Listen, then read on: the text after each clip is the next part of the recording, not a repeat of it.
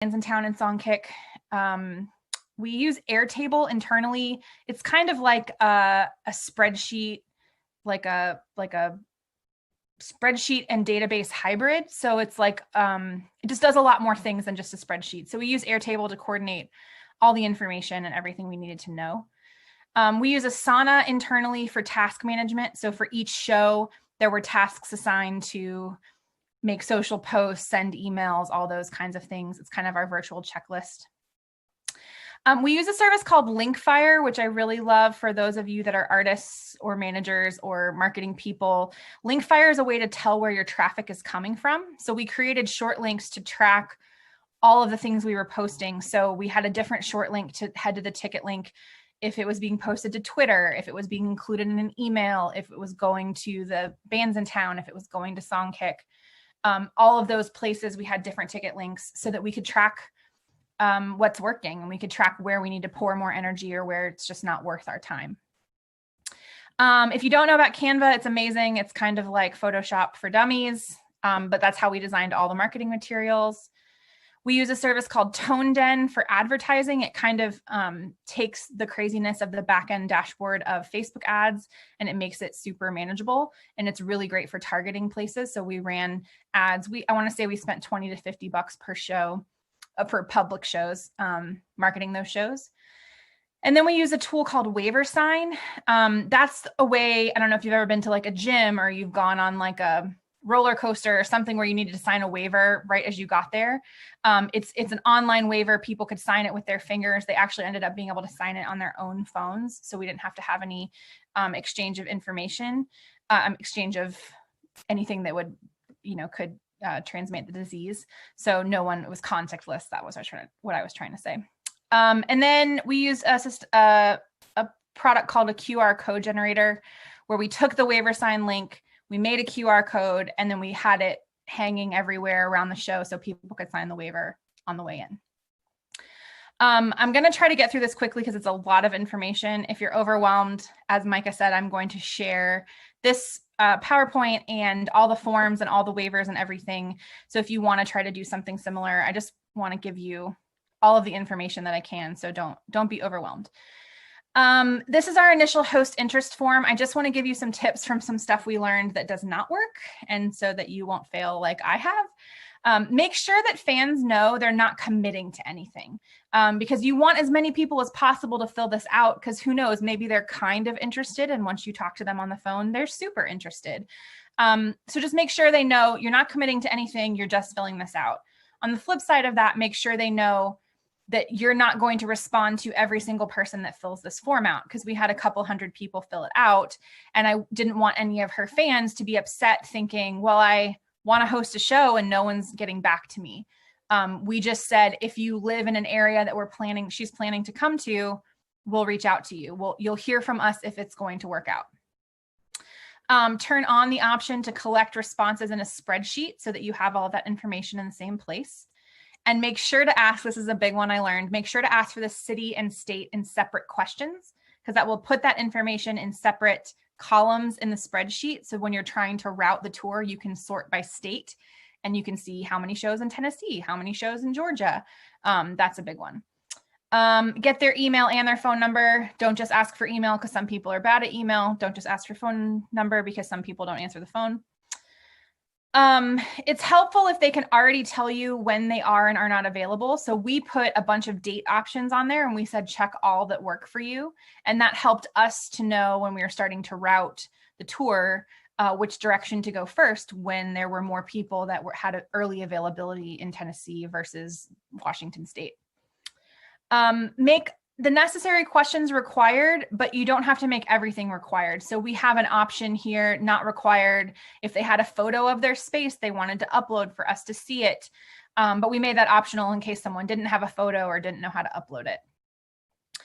Make sure your settings on the form are set to not require an email address. It's kind of like it's automatically set up to require an email address, but you don't want them to have to like log into Gmail to fill out your form, because then you won't get as many people filling it out. The other thing we used Google Forms for was the contract.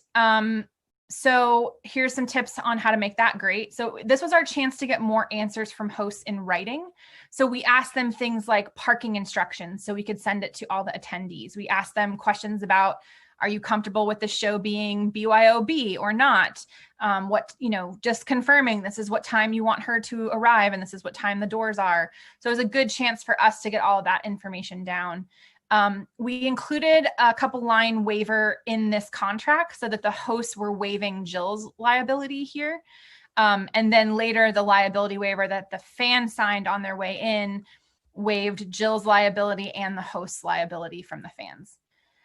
We included in this contract our rain weather delay plan. What we decided to do was to make it so that if there was rain, Jill would turn it into a streaming show. And so everyone who had bought tickets would still get a show. They get a link to watch the streaming show. And we just made sure the hosts were all okay with that. And everybody was. And honestly, that only happened one time. And it was because it snowed the first week of September in Denver, which is unheard of. So she actually got snowed out, but we didn't have any rain cancellations, thank the Lord. Have the hosts agree here in the contract to have attendees wear masks. If there is a guarantee, have them write in the dollar amount. So as I said, we did some private shows and some public shows. So for the private shows, if they just wanted it to be their friends and family, we negotiated and came up with a dollar amount, which was a little bit less than she would normally have charged for a private show because she was on a tour. So she wasn't just traveling for a one-off private show.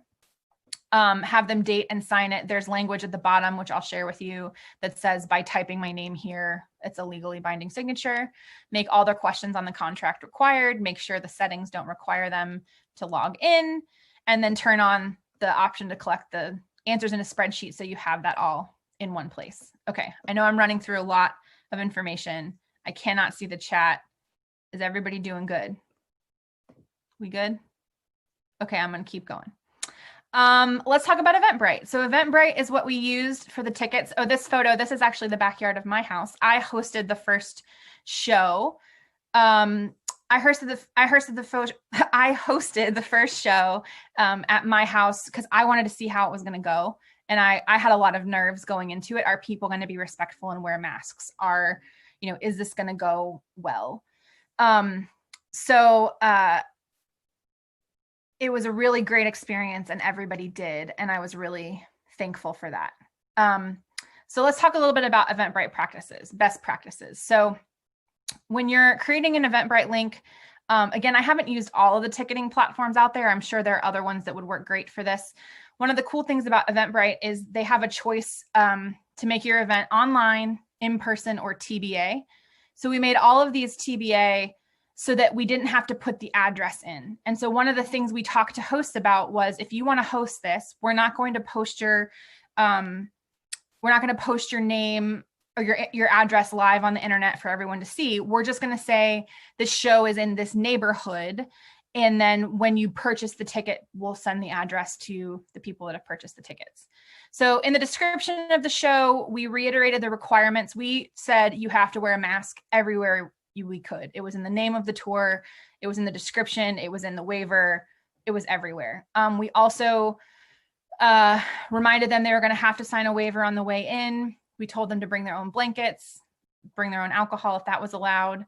And then we also, we learned in the description that people, especially in bigger cities like in the Atlanta area, you'd want to say kind of what neighborhood or the area the show is in. So, because some people might not be able to get there in time from work or whatever. So we went back and we started adding either the zip code or the area or the name of the neighborhood that the show was in, so people had more information. And then we had to remind them multiple times, you will be sent the address once you purchase, and then they never see that email. So we had to send the email again. Here's the address. Here's the address. We listed the doors and the show time. We set up a confirmation message for ticket purchasers that include the show address. So actually, once you hit purchase, a little window popped up and it shared the address there. And then we set up auto emails within Eventbrite to send ticket holders all of this information again a couple days before the show and day of the show, so that we do everything we can in advance to prevent ourselves from having like a bunch of upset people the day of the show, or me needing to field a bunch of phone calls or confusion the day of a show. So we tried to give them as much information as possible. And then we set up daily or weekly emails to go to the hosts with the ticket count updates, and Eventbrite will do that automatically. And we found that that really kind of pushed them to help us market the show and invite more friends. And then we had to cap the tickets at a safe capacity. Big note here, don't forget to subtract the numbers for the hosts and the host family and the crew. Because some of the cities like Nashville, I think, is still on a no gatherings of more than 25 people.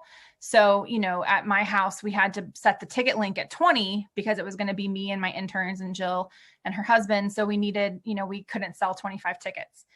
So make sure that you do that and think about the capacity. Well, let's take a quick break, take a little halftime break, and everyone go get a glass of water, and I will walk you through the waiver here in just a second.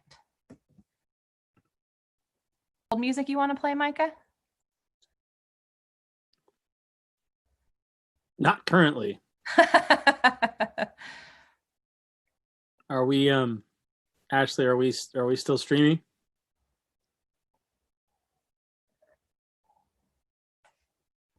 Yes, we are.